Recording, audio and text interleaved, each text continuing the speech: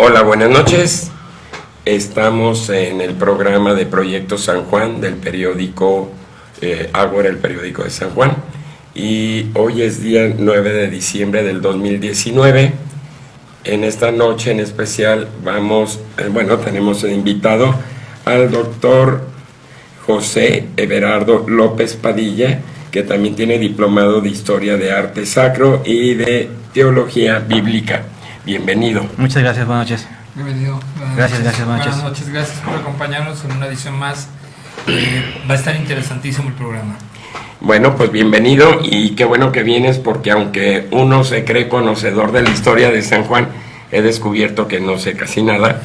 Y ahorita platicando antes de que iniciara el programa, se me abrieron los ojos así de escuchar una historia totalmente diferente a lo que yo conocía sobre algunos aspectos de la historia de la Virgen de San Juan. Y pues bienvenido, qué bueno que estás aquí. Entonces platícanos, métenos dentro de la historia de San Juan y de cosas que a lo mejor nosotros ignoramos. Bueno, pues sí, con mucho gusto. La verdad es que estar aquí con ustedes es un honor, y más hablar de un tema que es la historia de San Juan. Quienes somos de San Juan o quienes estamos aquí en San Juan deberíamos conocer nuestra ciudad, porque tenemos una cultura, una riqueza cultural inmensa, de verdad. Y lo que hacemos en el archivo de la Catedral Basílica, el padre Jaime Gutiérrez y un servidor, precisamente es rescatar esa información que se encuentra ahí aparentemente olvidada y darla a conocer a los sanjuanenses y al público en general. De hecho, hoy tenemos 3 libros que quisiera mostrarles. Uno que realmente es el más importante de todos, porque es el que da el sustento a lo que es San Juan de los Lagos y a lo que es la Virgen de San Juan, que es precisamente este libro. Este libro que trata sobre el primer milagro de la Virgen de San Juan. El primer milagro de cómo sucedió en 1623. Dice el libro, cercano a los días de Navidad. Así textualmente dice el libro.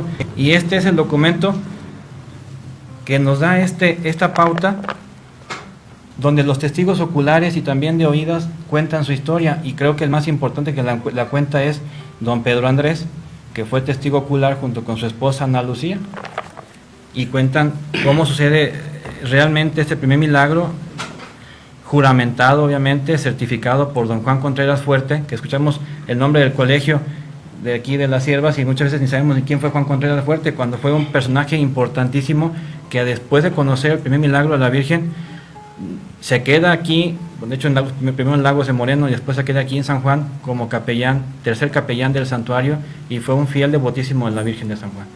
Fíjate, entonces aquí podemos ver que tal vez de las personas más importantes en cuestión de el origen de San Juan es Fray Miguel de Bolonia, que trajo la imagen de la Virgen de San Juan, y a Juan Contreras Fuerte fue el que escribió la historia real de lo que sucedió en ese tiempo. Y no solo también don Diego Camarena, que era señor cura en Jalos, y lo quiero mencionar porque realmente rescatar estos nombres que son los pilares de la historia de San Juan, de lo que hoy es San Juan, ellos son los pilares. Don Diego Camarena, que era señor cura en Jalos, le toca venir aquí a San Juan. En cuanto llega a San Juan, lo primero que hace, a Jalos, se viene a San Juan, luego, y le pide permiso al señor obispo de Guadalajara de quedarse él aquí fijo en San Juan, dejar a un interino en Jalos, para él poderse dedicar a reconstruirle la capilla a la Virgen, de llevar la peregrina a Zacatecas y Guanajuato y San Luis a pedir dinero para su mejor hechura de sus cosas, un templo más digno. Y él es el primer promotor de la Virgen. De hecho, él es el que primero promueve ante Guadalajara, la Real Audiencia, el que San Juan se convierta en un pueblo de españoles. Y luego viene Juan Contreras como otro personaje importante, y así tantísimos capellanes mayores que se dedicaron en cuerpo y alma a la Virgen, ¿eh? Sí, porque habría que recordar que no era, San Juan era un pueblo, por así llamarlo, de indios, o capilla de indios. Los españoles únicamente, los españoles se me olvidó el nombre. La mezcla de españoles con el mestizaje tenía prohibido quedarse más de 3 días. Únicamente podían prácticamente venir, visitar a la Virgen y en 2 o 3 días máximo no tenían permitido quedarse. Sí, porque yo sabía que había unos pocos españoles que habitaban aquí, pero eran poquísimos. Sí, eran muy pocos, y eran más bien y eran también pocas chozas, aunque eran mayoría los indígenas, pero que era muy pequeño. Bueno, yo en el libro que te comentaba que leí, que me dices que el real es este que me estás diciendo, Sí. no aquel el otro que yo vi que está en internet en PDF y que me sorprendió muchas cosas, pero ando viendo pues de que ya hay disparidad y este es el libro original. Sí, como ustedes pueden ver en el libro, pues está certificado en la parte final, que es el que se levanta por parte de Juan Contreras y el señor cura de Jalos, a quien les toca a ellos venir aquí a San Juan a levantar este informe, y está notariado este libro al final y recaba toda la información. Juan Contreras Fuerte junto con el señor cura de Jalos vienen aquí y ahí mismo en Jalos a levantar los informes de los testigos oculares que aún quedaban y de los de oídas que les contó su papá o quien haya sido, y aquí están todos uno por uno certificando lo que ellos escucharon, supieron o vieron incluso, ¿no? Y lo que les mencionaba antes, este libro no existía en San Juan, no se tenía en el archivo de catedral, no. Cuando llego yo a la catedral hace 5 años con el padre Jaime Gutiérrez, lo conozco yo al padre y nos unía 2 cosas, el amor a la Virgen y el amor a la historia. Y entonces el padre me dice, hay que buscar el libro del primer milagro, porque no existe en el archivo de catedral. ¿Cómo es posible que no exista este libro si es el que da sustento a la historia, en todo lo que mencionan Florencia, Santos Coy, Pedro María Márquez, etcétera? Pues no existía. Yo estaba de vacaciones haciendo la especialidad todavía, estaba de vacaciones y esos 15 días nos dedicamos a ir a todos los archivos del centro del país a buscar este libro y no lo había. Hasta que ya faltando 3 días para yo acabar mis vacaciones, me encuentro al maestro Mario Gómez Mata, que en paz descanse, que era cronista de Lagos. Le pasé un dato de la parroquia que yo tenía y le pregunté si sabía algo de este libro. Y me dice, pues como que lo vi por ahí en el Archivo General de la Nación. Pues nos fuimos al Archivo General de la Nación a buscar este libro. Y este libro lo paleografiamos. Lo primero que hice llegando a la casa de ustedes, fue ponerme a paleografiarlo emocionado, porque pues es una joya esto. Para los neófitos como yo, ¿qué Paleografiar. es paleografiar?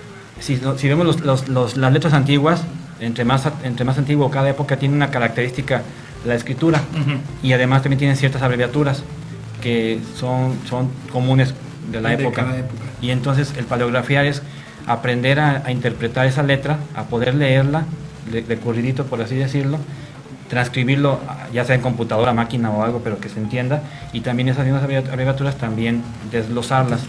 Es como entrar a un cuarto oscuro y no ver nada al inicio, y después como que los ojos se te abren y ya ves mejor las cosas. Así es el paleografiar. Entonces este libro se escribió en 1668. Sí, pero Jesús, la ventaja no nada más es esto, sino que don Juan Contreras Fuerte, junto con otros varios más testigos todavía de la época, aún vivían, y además ellos vinieron a San Juan en 1633. Ellos fueron los primeros en venir a San Juan y en levantar esos informes. Entonces tenían bien fresco todo y tenían documentos que iban escribiendo en sus diarios y que tomaron como para ellos escribir este documento. Y está juramentado, son gente de probidad todos ellos, y además, digo, tener a Pedro Andrés, al testigo presencial. Claro, claro. Que te cuente. No de que me contaron, sino de que yo lo viví. Totalmente. Yo lo vi. Y además como Santo Tomás, que él decía, yo no le creía a mi esposa Ana Lucía, y me toca a mí verlo de primera mano. ¿Cómo sucede el primer milagro de la Virgen? Platícanos cómo fue el primer milagro. Mejor no lo platico yo, mejor que les platique don Pedro Andrés, ¿qué les parece? Ok. Déjenme más buscar. Don Pedro Andrés, a través de Francisco Flores, Francisco Flores era un pintor que se encargaba del mantenimiento de la Virgen. A él le toca, digamos, cuidar de la Virgen. Aquí está.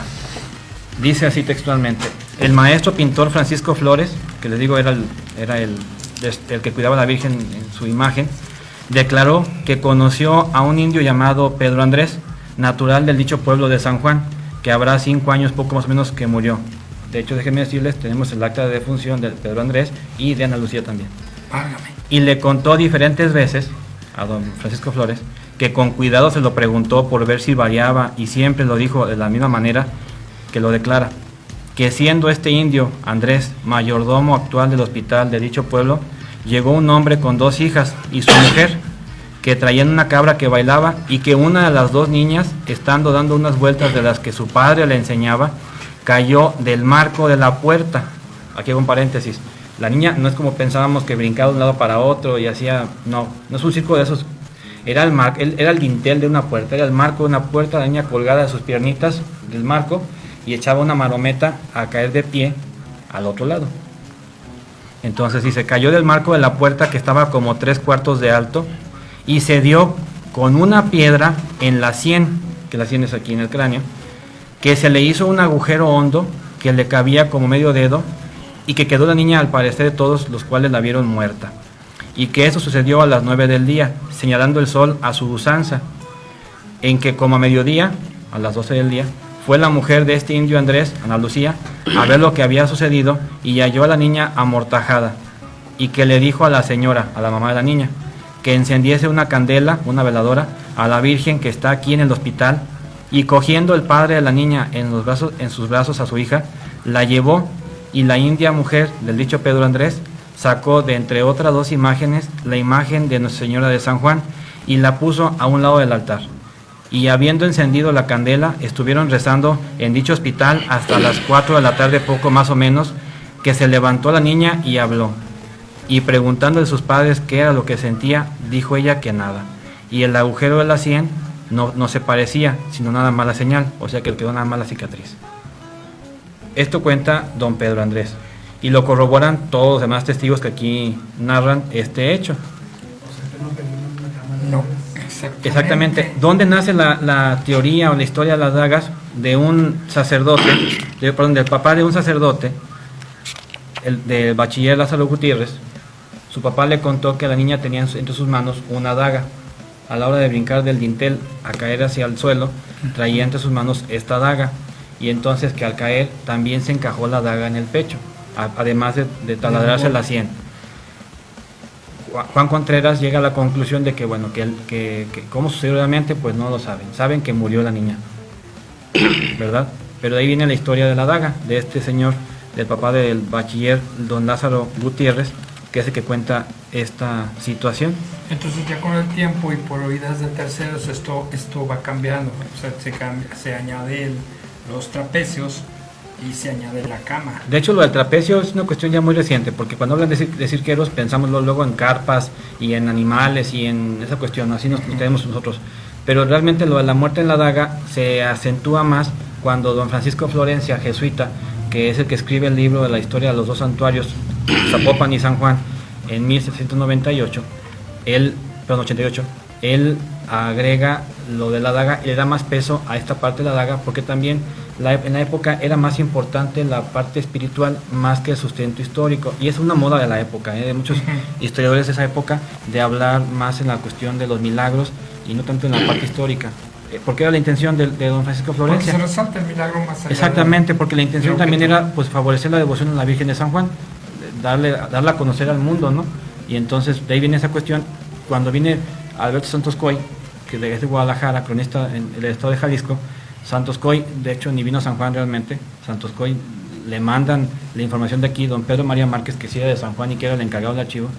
Santos Coy toma los documentos que manda Pedro María Márquez y toma como sustento, como base a Francisco Florencia. De hecho, si leemos a Santos Coy, vamos a ver muchísimas similitudes con Francisco Florencia en gran parte, y le agrega nada más algunos otros más nuevos que le manda don Pedro María Márquez ya del siglo XIX, de la Feria de San Juan y todo esto que agrega ya. Sí. ¿Verdad? Y de ahí viene esta cuestión. Pues qué interesante, ¿eh? ¿Qué más ignoramos? Los nuevos, ¿qué más ignoramos? El nombre de San Juan. Mucho tiempo se ha dicho que San Juan bautiza Mezquititlán. Pues realmente pues nunca fue Mezquititlán ni nada de esto. Los documentos en catedral que tenemos son desde 1542, el más antiguo, que es un acta de don Vasco de Quiroga, obispo de Michoacán, que viene rumbo a Teocaltiche, a Nochistlán, de hecho, y pasa por la República de Indios de San Juan. Como usted bien lo decía hace un momento, el pueblo no estaba en veda y había una utopía de don Vasco de fundar hospitales pueblos de indios, donde nada más ellos pudieran residir y no españoles. Aunque aquí había latifundistas, los Rincón Gallardo, Lázaro Martín del Campo, Juan de Arrona y un montón más de españoles latifundistas, no podían convivir ni entrar al pueblo de los indios y se llamaban República de Indios. Había un gobernador, habían 2 regidores, un escribano. Era el cuerpo de gobierno. Por eso Pedro Andrés era el encargado del templo en ese momento, porque Pedro Andrés era el gobernador de la República de Indios en ese tiempo, aquí en San Juan. ellos se encargaban de administrar, y era una utopía porque vivían todos de lo que se ganaba, lo que se generaba al sembrar y todo lo que se producía, todos comían de todo y era el trabajo de todos. Entonces, el documento de 1542 ya habla de la República de Indios de San Juan. ¿Cuándo llega aquí Don Vasco? En 1542, en junio de 1542, que pasa por esta república. Todos los demás documentos, hay dos documentos de pleitos de los indios de San Juan contra su vicario, por maltrato y otras cosas que hubo de por medio, de 1611 y de 1618, en el que también se habla de la República de Indios, de su gobernador, sus regidores y su escribano. Igual sucede en Jalos y otros pueblos aledaños. ¿Dónde creo que viene el error de Mezquititlán? Creo que viene de un documento que hace el hijo de Hernando de Martel, Hernando Gallegos, que era alcalde en Teocaltiche. Él levanta un documento donde describe la región que le tocaba a él administrar, y a la hora de poner la República de Indios no le pone coma y se va de corridito con Mezquitique. Así decía, Mezquitique. Entonces pudiera ser que por ahí viniera el error, el apellido, ¿no? Hace unos meses, un año creo, el maestro Martín Flores también hablaba de que encontró un documento de que llamaban al pueblo San Juan Bautista Mazatitlán. No sabría decir si sea como tal, al menos en lo que tenemos nosotros en el archivo de catedral, que son documentos religiosos y civiles, son todos como República de Indios de San Juan, y después, cuando ocurre el primer milagro, se llamaba el pueblo de Nuestra Señora de San Juan, siempre. Hasta en 1700 más o menos, que por ahí en un documento le ponen San Juan de los Llanos. ¿Por qué? Teocaltiche se llamaba Los Llanos de Teocaltiche, porque pues aquí era una zona llana. Era la no eran los Altos todavía. Todavía no, porque eso viene hasta la Cristera, los Altos de Jalisco, de hecho, por San Francisco de Asís, allá en Totonilco, que ahí empieza lo alto. Sí. Pero antes eran los Llanos de Teocaltiche, y entonces como estábamos entre Santa María de los Lagos y Teocaltiche en la parte civil, pues para diferenciar San Juan de otros pueblos, le ponían San Juan de los Llanos. Pero no era nombre oficial ni nada de eso. De hecho, todavía cuando se funda ya como tal San Juan, pues sigue siendo San Juan, y el nombre de los lagos se le agrega posteriormente a 1821 más o menos, ya como por la parte política con Lagos de Moreno, ¿verdad? En esa situación. Pero ha sido así la parte también del nombre, otra discusión. Qué interesante. Es curioso porque ni en Lagos hay lagos, ni en San Juan hay lagos. Claro, pues oye. ¿No? Aunque recordemos que en Lagos de Moreno pues también está San Juan de la Laguna y un montón, y sí había lagunas de hecho, por eso Santa María de los Lagos. Cuando fundan Lagos de Moreno, pues sí, los pueblos aledaños, que eran también de indios la mayoría, pues todos tenían sus lagunas, y de ahí viene el nombre de Santa María de los Lagos. Una pregunta. Los indígenas que estaban aquí eran tecuexes y cascanes, ¿no? Sí. Okay. Y Nomás además también entender eso. otra cosa. Decían que era un villorrio, que eran poquitas casas y unas chozas. Realmente no. Los documentos que tenemos de donde hablan de la descripción del pueblo de San Juan, de la República de Indios, era una sociedad organizada. Tenían sus casas, sí, de paja y todo. De hecho, obviamente, de la época, pues era lo que había. Pero bien organizados en todos sentidos. Y no era un pueblo pinchurriento, podrían decir así, pequeñito de 10 gentes. No. Era un pueblo de más de 50 personas. Ya se consideraba pues para ser una república de indios, ¿no? Y que además tenía su organización bien marcada. Desde 1542 que hay gobernadores, porque de hecho en estos documentos de 1611 y del 18 se narra algunos nombres de los gobernadores de la República de Indios de San Juan. De hecho también ya tenemos la lista casi completa de los que fueron los gobernadores de la República de Indios primero, y después de los primeros tenientes de alcalde de la Justicia Real, que ya eran los que, como digamos, presidentes municipales o delegados municipales más bien de San Juan, hasta el día de hoy. Ya completamos esa lista, porque por ejemplo en los libros que conocemos de los presidentes municipales, todos dicen que el primer presidente fue don Benigno Romo, cuando jamás en la vida. Claro. O sea, el primer presidente municipal, ya como municipio San Juan, es don José María Ramírez Padilla, que era de aquí de San Juan. Le toca ser el primer presidente municipal a él. Entonces ya tenemos eso bien sustentado. ¿Eso como en qué año fue? 1821. De hecho, en cuanto empieza la monarquía, la parte de Agustín Iturbide como emperador, aunque San Juan tenía ayuntamiento desde 1812 por la Constitución de Cádiz, pero como ya municipio formado con Agustín Iturbide como república después, es hasta esa fecha. Oye, ¿podrías platicarnos sobre la guerra del Mixtón? Porque he oído varias versiones y pues yo quiero escuchar la tuya, ¿no? Supongo Bueno, no, que no, debe que ser la más Le real. vamos a torturar a preguntas a No, este de pobre hecho- hombre, que no sabe dónde se metió. No. La guerra de Mixtones, pues ya sabemos, una guerra bastante complicada, que tanto así que puso a temblar a los españoles para que venga el virrey de Mendoza en persona, ¿no? Aquí a luchar contra los indígenas. Sabemos que sucede en 1542, que es una cuestión de que ya sentían un grupo de indígenas se sentían muy amenazados y amedrentados por los españoles, porque sí lo hubo realmente, sí hubo amedrentamiento de parte de los españoles, aunque también hubo mucho cuidado por parte de los franciscanos que los cuidaban y los querían bastante bien. Tenamaztle, que es el indígena que es como el cabecilla, ¿no? Que lidera toda esta guerrilla, pues es el que levanta a los indígenas, los organiza y los une para luchar contra los españoles. Ya realmente el Mixtón es como la parte culmen o final de la guerra, ¿no? No es que ahí haya sido exactamente todo el tiempo o nada más, ahí termina realmente. Cuando, según los documentos, el 8 de diciembre de 1542, ¿verdad? Y de ahí viene el repoblamiento de los pueblos indígenas. Por ejemplo, los indios de Jalos fueron llevados a repoblar o refundar Zapopan. Los de San Gaspar a refundar San Juan. Hubo ese movimiento pues para evitar que los indígenas locales volvieran a levantarse en armas. Okay. San Gaspar de los Reyes. San Gaspar de los Reyes, porque hay que recordar que éramos había 7 pueblos indígenas en la región, que era el pueblo de Jalos, San Miguel Atoyanalco, San Gaspar, Mitique, Mezquitic, San Juan, bueno, la República de Indios de San Juan, Teocaltiche, ¿verdad?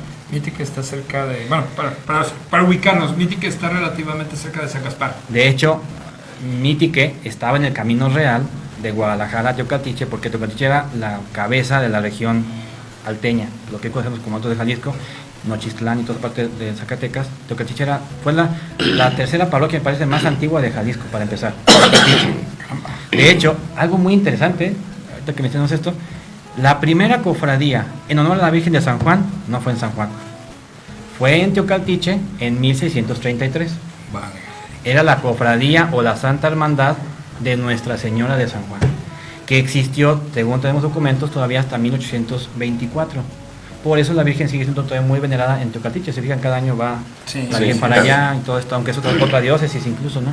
Pero bueno, sí, buen tema. Mitique está en medio de lo que sería Jalos y Teocaltiche, está junto a San Gaspar de los Reyes, y de hecho también la primera parroquia de los tecuexes, pues no fue Jalos.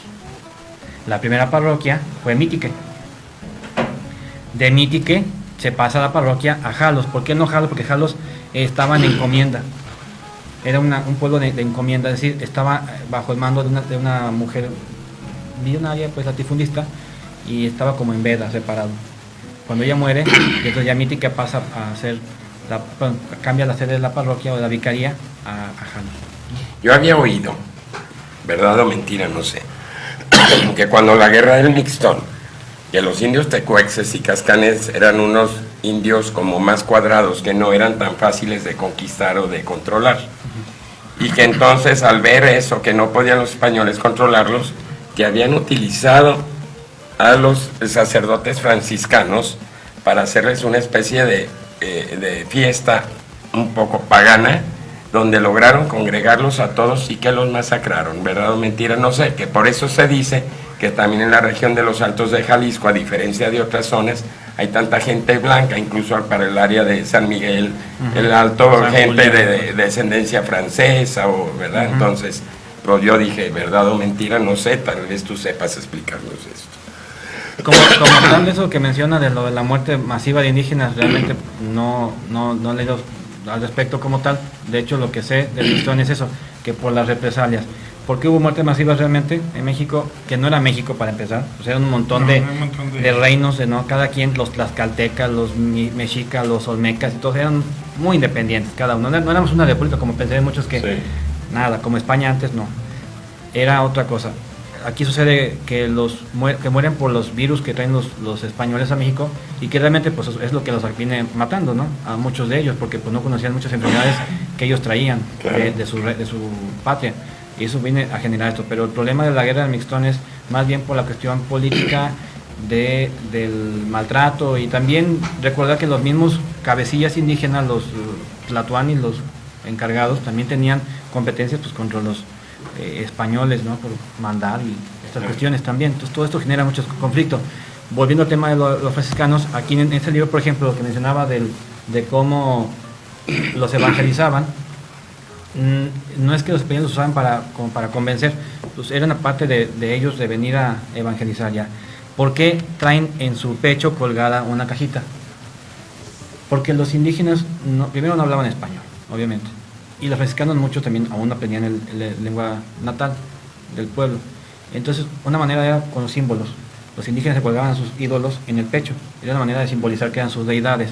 Por eso vemos a Juan Miguel de Bolonia, a Segovia y a muchos franciscanos y otros con una imagen metida en una cajita, aquí colgada al pecho, porque era la manera de decirle al indígena: esta es no tu nueva deidad, pero sí como la madre de Dios, y empezar a explicarles para que comprendieran ellos con símbolos cómo era nuestro Dios, etcétera, ¿no? Incluso si vamos a los templos antiguos, vamos a ver símbolos por todas partes. Claro. Lo que vemos, usted es arquitecto, ¿no? Claro. Y usted sabe que allí hay tantísimos símbolos en las piedras, y cuando la gente que conoce entra, sabe inmediatamente, sin saber el idioma incluso del país. Uno puede ir a España, Inglaterra, Rusia, lo que sea, y ver símbolos y entender que es una X orden religiosa, o que es un templo mariano, etcétera. Así sucedía con los franciscanos. Sí, luego también eso de usar la Virgen y traerla, aparte de quererles mostrar quién es la Madre de Dios, como los indígenas estaban temerosos de los españoles conquistadores, no se querían meter a lugares cerrados. Entonces por eso surgieron las capillas abiertas y los atrios, Sí. para ahí reunirlos, ya que agarraban confianza, entraban adentro, ¿verdad? Sí. Y por ejemplo, aquí cuando los franciscanos llegan a San Juan, que es en 1542, ¿por qué? ¿Por qué los franciscanos de Michoacán? ¿Por qué no de otra parte? Pues es sencillo. Porque en Guadalajara no había obispo efectivo todavía. Recordemos que el primero y el segundo obispo que se nombró para Guadalajara, uno renunció, no quiso saber nada de ese obispo, y el segundo se murió antes de tomar posesión. Entonces, esta zona estaba sin obispo, y don Vasco de Quiroga, que era obispo de Michoacán, le toca administrar esta zona. Por eso viene a San Juan en 1542, después de la guerra del Mixtón, para acomodar y pues visitar esta feligresía, aunque no era propia de él. Los franciscanos, como don Vasco, salen de Pátzcuaro, Michoacán, donde estaba un taller que establece Matías de la Cerda. ¿Quién era Matías de la Cerda? Era un escultor español de los mejores, y don Vasco lo trae de España aquí a México. Y le pone un taller en Pátzcuaro, donde se combina el arte que él tenía, que él sabía, don Matías, junto con la técnica tarasca de elaborar imágenes de pasta de caña de maíz. Y de ahí vienen todas las imágenes que hoy conocemos, que incluso aquí en San Juan tenemos no nada más una de pasta de caña, que es la Virgen de San Juan, sino dos, y de la misma época. Una imagen que está un poco, digamos, olvidada aquí en San Juan. ¿Y cuál será? Es tan hermosa esa imagen, de verdad, que cuando nos dimos cuenta de la antigüedad y de la hechura de esta imagen, quedamos impresionados. Es el Cristo que está en la capilla del Primer Milagro, que está entrando al templo en el altar a mano derecha, colgado en la pared. Ese Cristo tenía su propia cofradía aquí en San Juan, era el Cristo del hospital. Y está hecho en la capillita pequeña del Primer Milagro. En la grande, digamos, la que está afuera. Pues sí, la grande, pues, la de color blanco. O sea, la que ya se usa a veces para Natividad. misas y eso, o la que está como tipo museo. No, la que se usa para misas. Es para mí que está afuera. Ah, ok. Ahí. No sabía ese. Y allí está ese Cristo. Ese Cristo tenía su propia cofradía, se le conocía como el Señor del Hospital, así. Tenía muchos, digamos, seguidores, por decirlo mundanamente, pero tenía su gente, sus fiestas bien establecidas, y es un Cristo liviano. Se parece mucho al Cristo de la Sacristía que está en Morelia, Michoacán, en la catedral, que yo lo cargué, ese Cristo de la catedral de Morelia mide 1.80 y lo carga uno y pesa 3 kilos, porque es parte de la técnica. Es un material muy ligero. Muy ligero. De hecho, la Virgen de San Juan, ¿cuánto creen que pesa? No, ni idea. 321 gramos. Sería Nada. Ese Cristo, precisamente. Acabo de estar oyendo. Yo lo vi, el otro día le tomé foto. Acabo de estar Ok, en la mañana, ok. perdón. Bueno, estuve de visita. Voy a ir. Ese Cristo. También acabé de leer hace poco tiempo un libro de Gary Jennings, que escribió el libro de Azteca y Otoño Azteca, Invierno Azteca. En el Otoño Azteca, ya casi al terminar, habla algo de la guerra del Mixtón.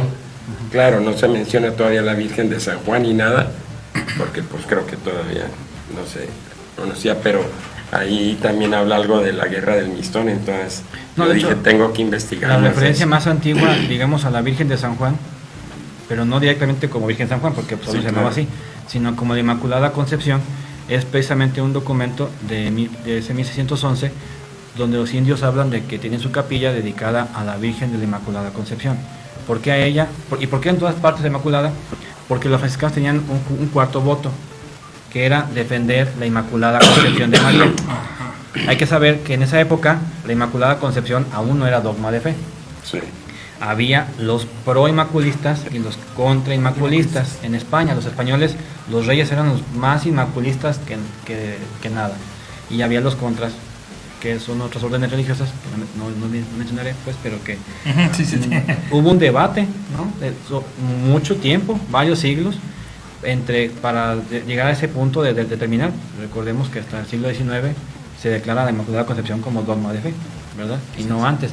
Entonces los franciscanos defendían a capa y espada la Inmaculada, el inmaculismo. Por eso todos los hospitales de indios están dedicados a la Inmaculada Concepción. Y la Virgen de San Juan, si la han visto sin vestido, sin ninguna ropa ni nada, su veste original como tal, podrán ver que tiene dos colores, como se ve aquí en la pintura. Azul y el rojo. El azul y el rojo. Y si es la Inmaculada Concepción, ¿por qué azul y rojo? ¿Por qué no azul y blanco? Exacto. Pues sencillo, porque los colores de la Inmaculada Concepción originales eran el azul y el rojo. Cambian después de 1600 al blanco y azul porque una religiosa vio a la Virgen vestida de blanco y azul y ya quedó como color oficial. Pero el original es el azul y el rojo. Y si se fijan, la Virgen de Zapopan, también sin vestido, la de Tepa, ahora que está saliendo en imágenes en las redes sociales, todas estas imágenes son azul y rojo, porque representan la Inmaculada. Y de hecho la Virgen San Juan, aquí en su base, aquí a los lados, tenía una media luna de color negro, que le fue mutilada a mediados de 1600 para meterla en un vaso de plata. Sí. El Es primero el peto para protegerla. Ese es más actual. El actual, el que tiene ahorita, es de 1703. Pero el primero que Hay tuvo, otro más había. El más antiguo es de 1653, que le manda a hacer don Juan Contreras Fuerte, y le mutilan las lunas, la luna, para meterla en ese primer vaso que tuvo la Virgen. Ya después se hace el que tiene ahorita la Virgen, que un capellán del santuario, devoto y por un milagro que le hizo, costea el gasto total de este protector en el que se metía la Virgen, ¿verdad? Interesante. Sí. Oye, a lo mejor me salgo un poquito de contexto. Hay una novela, me imagino que la ubicas, de Manuel Paino. Sí, Los del la- Frío. Ujú. Nos dices que San Juan era un pueblo ya estructurado. Sí. Y la novela de Paino es la Siglo XIX. data, sí, del siglo XIX, estamos hablando más 1830. 1830 alrededor. Ujú. Nos dice que eran, bueno, él lo pone como unas cuantas casas de un pueblo adormilado, unas cuantas casitas nada más. Pero o sea, como que no lo ponen como en un caserío nada más, un caserío sin importancia, pero eso sí, con Un una iglesia santuario. bonita, un santuario muy bonito, y no se explicaba el porqué, y también la magnificencia de la feria que había en ese entonces. Bueno, si se fijan, por ejemplo, las fotos que publicó usted ahora en el museo que se abrió ahí en la presidencia municipal, Sí. esas fotos son del siglo XIX y siglo XX.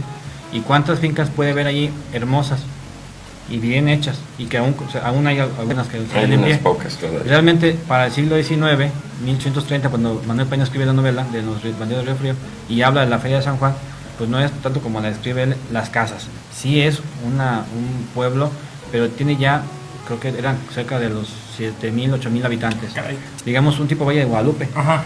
¿no? Ahí son 10,000 en Valle, según esto. Entonces, imagínense un pueblo como el Valle, en esa época, ¿verdad? No era un pueblo chiquito así, cualquier cosa ni nada. Y tenía fincas bien hechas, como podemos ver algunas que aún siguen en pie. Lo que describe Manuel Paino ahí, lo importante es cómo narra que era la Feria de San Juan y que efectivamente tenía un problema la Feria de San Juan, que era esta mezcla de lo mundano con lo religioso. Que por ser San Juan un pueblo en el centro del país ya, era cruce obligado de las carretas y demás del comercio. Rutas de comercio. Entonces facilitaba la cuestión religiosa y la parte comercial. Y luego más que el rey de España le da muchos beneficios aquí al pueblo. Y sobre esto también me gustaría comentar algo que mucha gente también desconoce, que hablan de la Casa de la Aduana, que es la Casa de la Cultura actualmente. Sí. pues realmente esta no es la casa de la aduana original. Ah, caramba. Hay que partir un poquito más para atrás. ¿Han visto la casa perdón por el comercial, pero del restaurante que está en la esquina del mercado municipal, el Capri? Sí, claro. Sí. Ahí después me cobran el comercial. Que nos inviten a comer, no hay problema. Bueno, esa finca, donde está este restaurante, si se fijan, es una finca enorme, Así es. hermosa. En la entrada donde está la frutería se ve imponente. Y esa fue la primera casa del capellán mayor del santuario. ¿Pero por qué allí? Pues claro, porque está la parroquia, que era el segundo santuario, y el mercado era el panteón municipal, y además del panteón era la plaza principal del pueblo. Y además del panteón había una capillita donde se celebraba misa en la calle. Entonces, ¿qué sucede?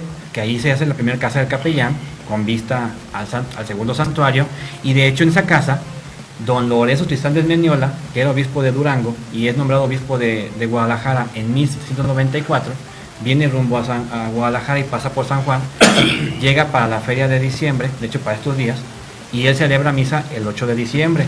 De hecho, al salir al balcón principal, que podemos ver aquí aún existe, ahí, sale y él ve tantísima gente que le dice al capellán, ¿sabes qué?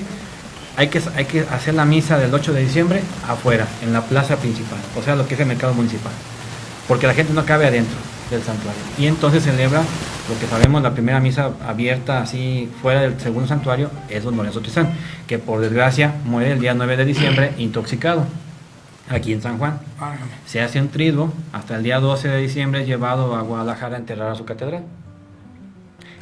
Esa es la casa del capellán.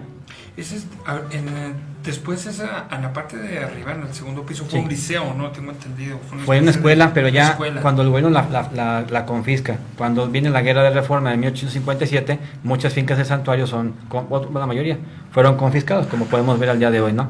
Pero fue todo, fue vecindad, escuela y un chorro de cosas, y negocios actualmente, ¿no? Pero era un palacio, por eso le llaman el Palacio Episcopal, porque el obispo, don Antonio, Fray Antonio Alcalde, viene a San Juan y él dice que está mejor esta casa que su palacio episcopal. ¿Ahí vive el alcalde? Sí.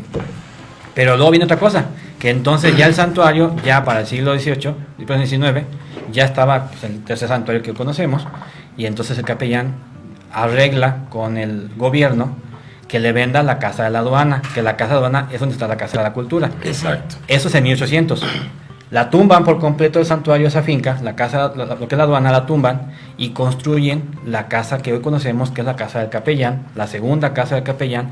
La terminan de construir en 1805 y quien la estrena es precisamente Fray Antonio Alcalde, y también el que va a ser virrey de la Nueva España. Viene de Guadalajara a tomar posición como virrey, se queda aquí en la casa en esta casa de la cultura, le manda cartas al obispo de Guadalajara. El obispo de Guadalajara le dice al capellán: atiéndemelo muy bien, haz una capilla ahí en la casa, en tu casa, para que ahí celebre misa.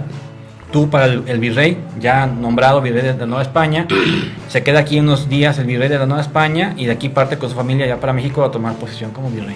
Oye, yo tengo que decir algo, me quedé helado. A ver, ¿qué vas a decir? Entonces, ahí donde está la casa de la cultura vivió este sacerdote. Ahí vivió, ahí se quedaban los obispos después de Guadalajara, y ahí estuvo don Ignacio Rosales. A lo que voy. Un montón de gente.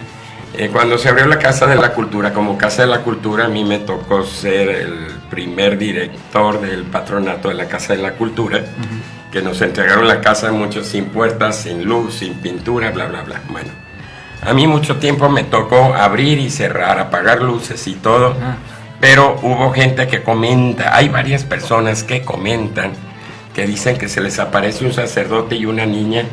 Yo nunca vi nada, nunca. Y que dicen que en el séptimo escalón, al empezar a subir, se siente una energía muy fuerte ahí. Entonces yo no sé, ahí ya me estoy saliendo del tema, pero ahorita que oigo mencionar lo del sacerdote y eso, digo, ay Dios. Y si se fijan en la parte de arriba de la Casa de la Cultura, van a ver los dos balcones, de un lado San Miguel de Arcángel y del otro lado San José. Sí. ¿Verdad? Protectores de la iglesia, defensores de la iglesia y protectores, ¿no? San José pues era patrono de la iglesia universal, patrono de la iglesia universal y protector. Y esa casa tiene esa importancia de ser la casa del capellán. De hecho, cuando se promulga aquí en San Juan la Constitución del 57, que el presidente, creo que era don Toribio Esquivel, me parece, si no me equivoco, bueno, el presidente municipal de la época, tiene que huir de la presidencia municipal, que si vemos las imágenes estaba lo que ese pasaje Pedro Moreno, la biblioteca y la otra que son departamentos, ahí estaba era la presidencia municipal y cárcel era, pero llegaba hasta atrás, hasta la calle Independencia. Lado. Por eso el presidente municipal tuvo que correr, brincarse de la presidencia a la casa del capellán, porque don Ignacio Rosales, que era un hombre santo, la verdad, inteligente y de todo, era médico, sacerdote, ingeniero, arquitecto, matemático, químico, fue soldado, fue de todo ese padre.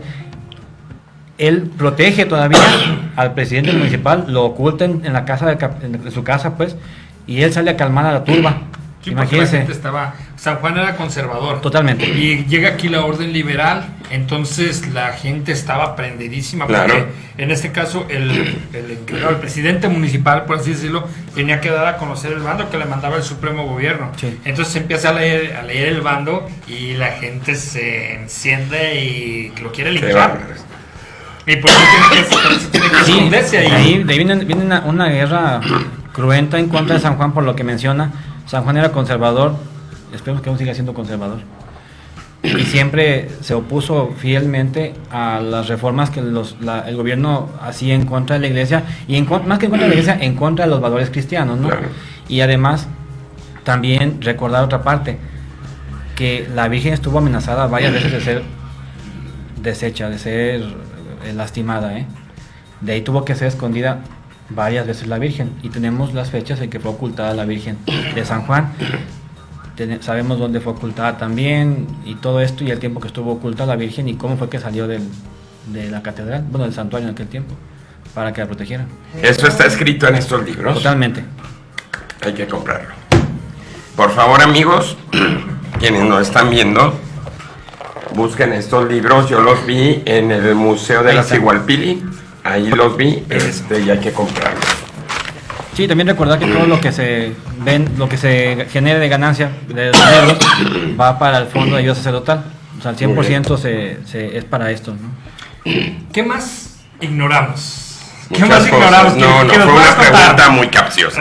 Ignoramos muchas cosas. De la historia. O sea, de lo que normalmente nosotros juzgamos que es el, vamos a decirlo así, la historia oficial, pero que estamos equivocados, o sea, que tenemos creencias erróneas.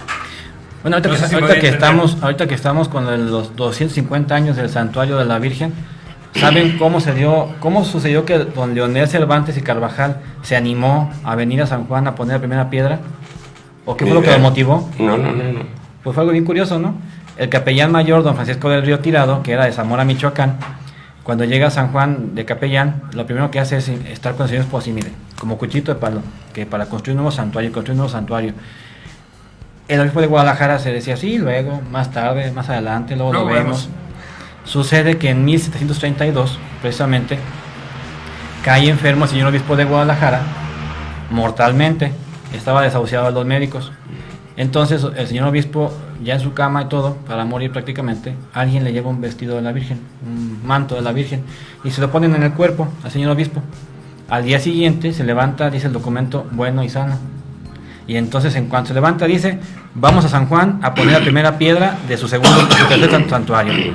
Por eso la premura, o sea, llega aquí un 28 de noviembre, bueno, días antes, no sé, a buscar el sitio para comprar, trae dinero, trae todo para comprar los terrenos para construir su nuevo santuario. O sea, se vino así nada más como que a boca de jarro, en agradecimiento a la Virgen por este milagro, y nos deja el escrito de donde él pone cómo sucede este milagro que lo anima a colocar la primera piedra, y no a colocarla, sino que le dice al capellán, quiero que sea el santuario más suntuoso de la Nueva España, y quiero al mejor arquitecto para esta obra, y quiero los mejores obras de arte para este santuario, quiero todo lo mejor para la Virgen de San Juan.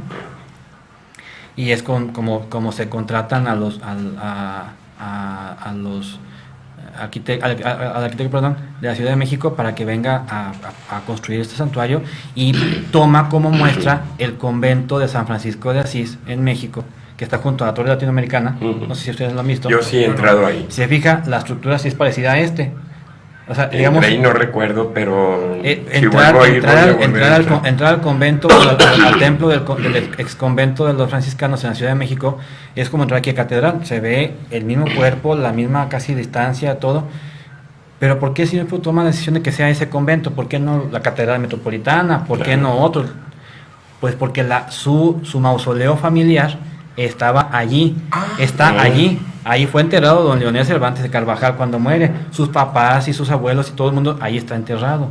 Por eso él, como muestra de cariño a la Virgen, quiere tener un templo como en el que están sus familias enterrada, y toma como muestra, y se le agregan cosas totalmente novedosas a este santuario, que si vemos una mezcla del neoclásico y el barroco. Claro. Porque viene la transición en esa época, ¿no? El cuerpo neoclásico y las torres barrocas. Y entonces ahí empieza la construcción del santuario, que dura, ya sabemos, 37 años, ¿no? 37 años, y que totalmente fue hecho a base de limosnas de la gente. La gente traía mulas, traía dinero, traía su mismo cuerpo para trabajar, traían la cantera, cada quien aportaba algo para construir este santuario. ¿Qué tal?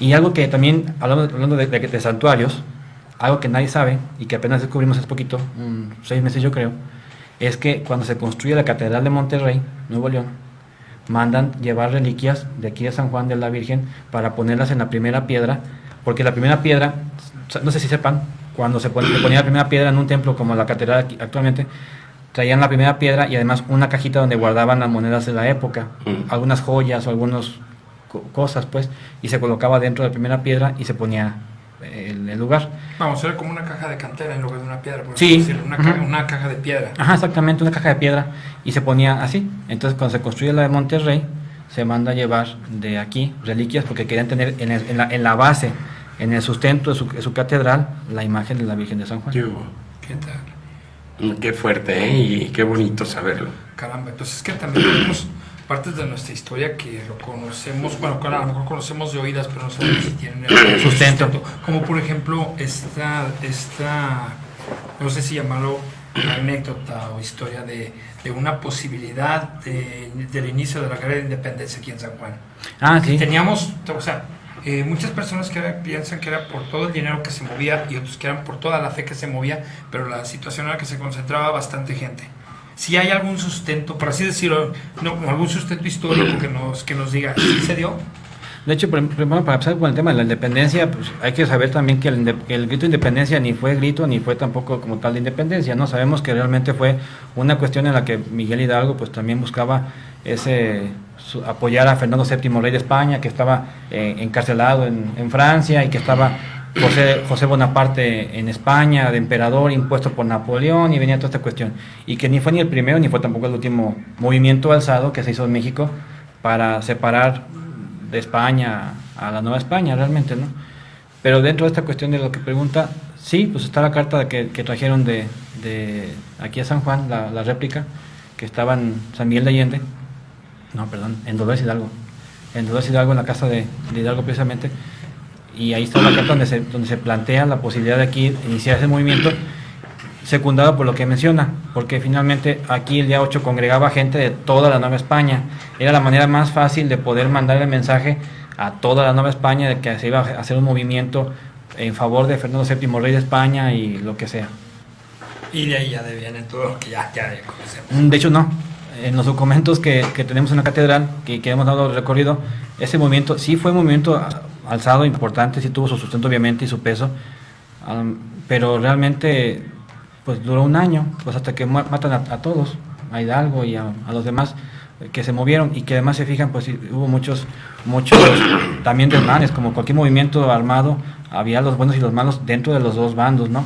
Pero después de ese año aquí San Juan estuvo muy tranquilo relativamente, del 1810 al 21, aquí San Juan siguió su vida normal, de acuerdo a lo que tengo aquí en catedral, en documentos, siguió su vida normal el pueblo, la gente seguía viniendo a San Juan, estaban más apurados por la guerra de España contra Inglaterra en 1808, por ejemplo. De hecho pedían en la misa para que España lograra vencer a Francia, primero a Inglaterra, después a Francia. Era lo que se pedía aquí en el santuario por parte de los obispos de aquí de México, ¿no? Entonces realmente pues San Juan vivió muy tranquilo esa época. El problema de San Juan viene cuando viene la situación liberal, no lo liberal, que es cuando, por ejemplo, viene aquí el general Manuel García Pueblita, que era un general liberal de Benito Juárez, y que viene con la intención de robar San Juan, y no nada más eso, lastimar a la gente en su fe. De hecho, varios de aquí de San Juan fueron a la entrada al desperdicio al rancho Desperdicio a hablar con Pueblita para pedirle que no entrara a hacer desmanes, porque le iban a dar dinero a cambio de que no hiciera nada. Le dan dinero, lo recibe, entran a San Juan, lo primero que hacen es irse al santuario a saquearlo, destruyeron las imágenes sagradas que había allí, y fue cuando tuvieron que esconder a la Virgen, 3 años de hecho, la tuvieron que esconder, hasta que llega como emperador Maximiliano de Habsburgo, que muchos dirán que era conservador, pues tampoco, era liberal Maximiliano, de hecho era de los más liberales que había, pero al menos hubo una tranquilidad relativa en México con Maximiliano, y esto permite que la Virgen regrese, y nada más que también llega el obispo de Guadalajara, porque también se mantuvo oculto. Entonces cuando llega el señor obispo de Guadalajara, también llega la Virgen en 1864, después de 3 años de ocultamiento. Oye, ya que dices de Maximiliano, yo escuché, y no sé si sea cierto, que según eso en una ocasión que era de mis abuelos, donde ahorita está la cremería de Pepe Loco, mi hermano, que llegó ahí. De hecho, sobre eso, si han ido al Museo de la Virgen, van a ver una pintura enorme, preciosa, de don Maximiliano de Habsburgo, no sé si la han visto. ¿En qué parte está? En el Museo de la Virgen. Sí, pero entrando a la derecha, izquierda. A la derecha, a medio museo. Más o menos. A ver si voy a verlo. Bueno, ahí está la pintura de don Maximiliano de Habsburgo. Es una pintura que manda don Maximiliano aquí al santuario, porque pues obviamente que vino a San Juan. Válgame. Vino a San Juan, fue recibido con honores, pero muy tranquilamente también. O sea, solemne pero tranquilo, porque su intención, discreción, yo su intención no era tanto, no, era conocer su país, su nuevo país, ¿no? Y el obispo de Guadalajara le manda al capellán mayor que lo reciba como se merece un emperador, y que lo agasaje como se merece, etcétera. Entonces, después de esto, Maximiliano le manda al santuario, porque queda impresionado, le manda al santuario esta pintura que tenemos aquí en el santuario, en el museo, perdón, de la Virgen de San Juan. Oye, y hablando de la plaza principal, bueno, hay una foto antiquísima que se cree que es del 1870 por ahí, pero después, gracias al profesor Chato Amando, yo vi una que ya era casi como es ahorita, pero donde está la moneda del Zócalo y donde están los farolitos en cada uno de los postes, se ve que está una copia o réplica de la misma escultura que está arriba, que no se alcanza a distinguir, pero parece ser alguna persona con fusiles o algo, y se ven de color oscuro. ¿Tú sabes algo de eso? Sí, pero no. Sí era, pero no tenía fusiles. ¿Quién hace la plaza principal? Que como la conocemos ahorita. La foto más antigua que tenemos en el archivo de catedral de la plaza principal es de 1857, del 3 de mayo de 1857. Pues es todavía más antiguo. En la plaza se observa una fuente de agua, sí, porque recordemos que la gente iba a tomar agua allí, ahí se surtían de agua para agua potable. Entonces, era una fuente en medio, y viene don Ignacio Rosales, que es, como decía, arquitecto, ingeniero, todo lo demás que mencioné, y don Ignacio es el que diseña la plaza principal como la conocemos, más o menos como ahorita, más o menos, ¿no? Sí. Al menos la fuente central, ya los 4 dragones y la pila, y la que está arriba, ¿quién? Pues Irene. ¿Quién es Irene? La diosa de la paz y de la abundancia. La que está ahorita, que tiene la hoja de olivo y que tiene el cuerno de la abundancia, es la diosa Irene, así se llama. Y pero él la coloca de espaldas al santuario. Bueno, sí, no, pero yo estoy hablando de otra, antes de Irene, la que estaba de espaldas al santuario, que la destrozaron los revolucionarios. No, eso es después, porque ya después de cuando la manda a hacer don Ignacio Rosales, es Irene ya. Y la que destruyen los soldados que jugaron, creo que tiro al blanco o algo así, también era Irene. Pero yo hablo de antes. ¿Anterior a eso? Antes, sí. Eran 17 esculturas iguales. Pero alrededor, ¿sí? Donde ahorita están los farolitos en cada una de las columnas al llegar al círculo central, yo pienso que antes de que hubiera luz eléctrica, ahí estaban esas esculturas, que era una réplica de la que estaba arriba de la columna. Se ve de color oscuro, pero te digo, no se alcanza a distinguir, y pareciera que trajeran un fusil o algo aquí. No sé, probablemente algún estandarte. No sé, eso es de lo que yo tengo mucha curiosidad de saber qué pasó ahí. Pues la ventaja es que en el archivo de catedral no todo está todavía escrito. O sea, estamos apenas... Esto que sacamos ahora, este libro, La Suma Historia, tratamos de sacarlo de lo más completo posible, pero en el archivo de catedral son 15.678 documentos que tenemos.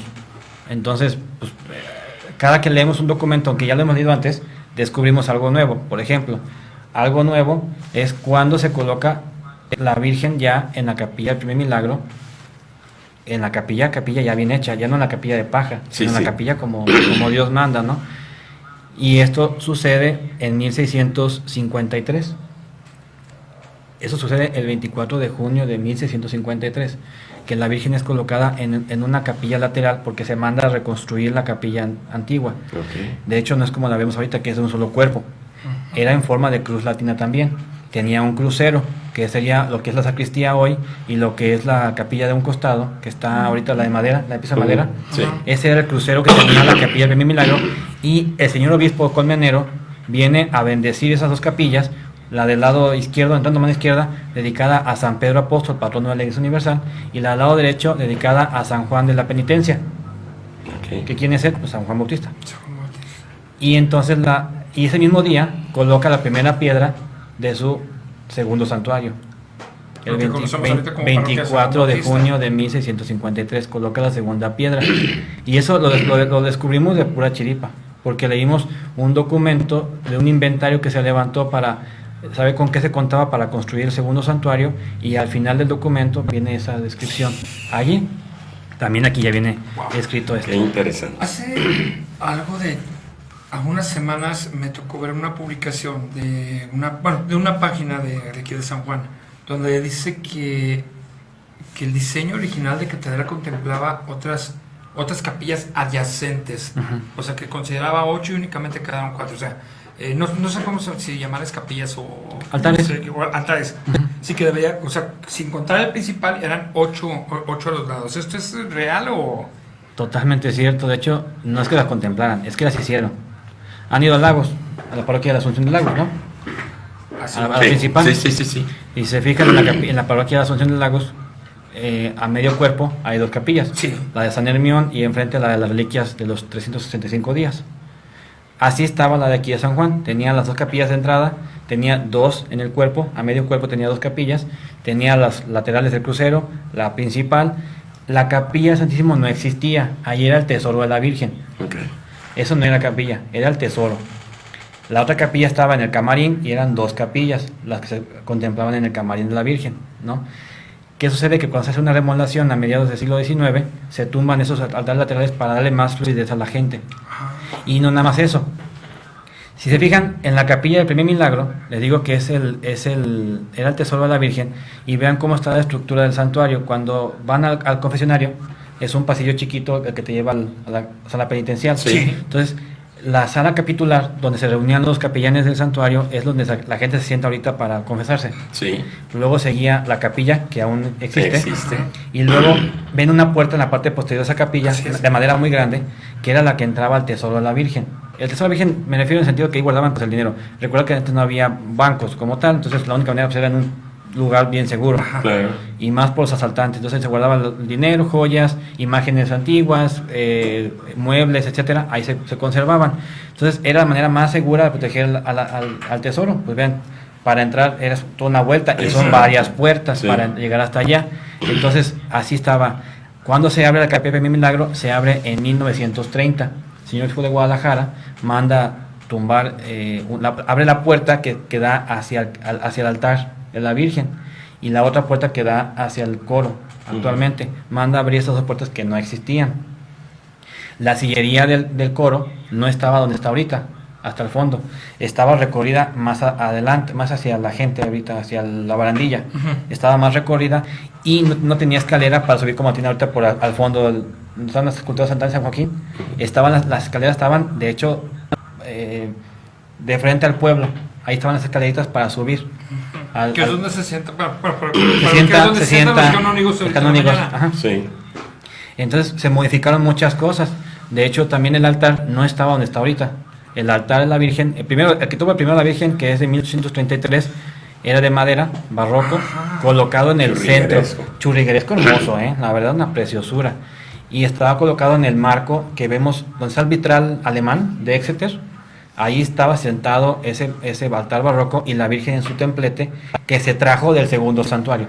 Entonces no era todo lo que vemos. No, nomás donde era el totalidad. vitral, nomás donde está el arco del vitral. Yo tenía la idea de que era, yo también, que era todo. pero o sea, yo ahorita por lo que cuando vi la imagen, bueno, no la imagen, el dibujo. No, perdón, sí abarcaba todo el altar, todo. Pero ya estaba ese marco, porque ahí se sentaba el templete de la Virgen, ahí estaba sentado, y era de doble vista. O sea que la gente podía ver a la Virgen por detrás, lo que es el camarín, y aparte de frente. ¿Por qué? Porque cuando en Semana Santa, en los días santos, la Virgen, bueno, antes las imágenes se tapaban. Entonces, para no dejar a la Virgen así tapada nomás, lo que hacían era voltearla y para que la gente con miras hacia el camarín, y ahí estaba el otro altar, barroco también, pequeñito, en el camarín de la Virgen, que es lo que da hacia el otro vitral, que está el octagonal. Ahorita que nos hablas de este altar churriguresco, se dice que, bueno, no se dice, que fue durante esta revuelta que nos comentas de este general que vino... ¿Pueblita? Es el que destruye prácticamente todo ese antiguo altar, ¿no? ¿No es él? No, nadie ha hecho. Fue el cambio de moda. La Catedral de México tenía un altar barroco y todo, como el día de hoy incluso, pero ellos empiezan a meter el arte neoclásico, que era la moda. Luego Guadalajara replica a México y tumba su altar barroco en la Catedral de Guadalajara y pone un altar neoclásico. Pero San Juan se puede quedar atrás. Entonces mandan tumbar o destruir o quitar el altar barroco para colocar el altar neoclásico. Porque hay una... bueno, sí, había un chisme, una leyenda que decía que se quemó y que no sé qué. ¿Que lo ven quemado? No se quemó. Se quita, se guarda en la bodega. De hecho, la bodega existe en la parte superior de la catedral. Hay dos bodegas, una que ya ahorita es museo de exvotos antiguos y la otra que aún se está reparando para otro uso, para restaurarla pues también. Y ahí estaba guardado ese altar barroco. Allí, por el accidente, error, lo que haya sido, se incendió. De hecho, sigue viéndose en el techo. Si quieren, les paso después las fotos para que las vean. Se ve en el techo lo humeado todavía de cuando se incendió. Pero fue un accidente y es cuando estaba guardado ahí el altar. Y eso es lo que volvemos. Y fíjate, lo que desconocemos, pues, o sea, porque San Juan está rodeado de muchas leyendas y más relacionadas al santuario. Sí. Entonces, esa era una de las que yo había escuchado. Sí. Que había pasado por aquí. Calleja Juárez, y al ver la magnificencia del santuario había mandado pues prácticamente a robar el tesoro, que habían sido, muchos hablan de 3, muchos hablan de 10, otros de 5 carretas llenas de no solo de monedas, sino también de arte sacro, de cosas de oro, joyas y todo eso, y que a consecuencia de eso, no a consecuencia, sino como parte de eso, se había mandado quemar lo que era el altar. No. Y muchos incluso tienen la peregrina idea de que como tú nos estás dando a entender, la Virgen estuvo guardada, que también se destruyó la imagen y tuvieron que mandar a hacer otra. No. Y otra cosa que yo oí ahora con la exposición que está en la presidencia, ¿quién me dijo? No recuerdo, pero dijo que el altar churrigueresco que estaba en catedral ahorita está en el templo de Jesús María en Aguascalientes. No, eso.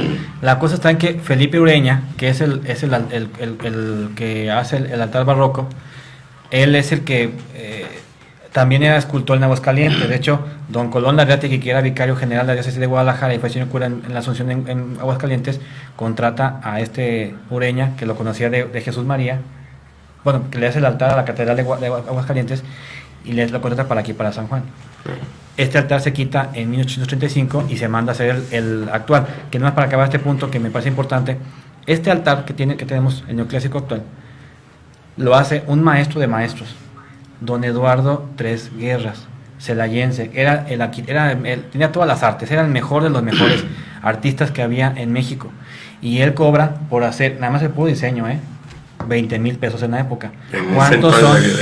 ¿A cuánto corresponden 20,000 pesos en la época? La Casa de la Cultura, reconstruirla de cero, de la base hasta el principio, hasta el final, costó 20,000 pesos.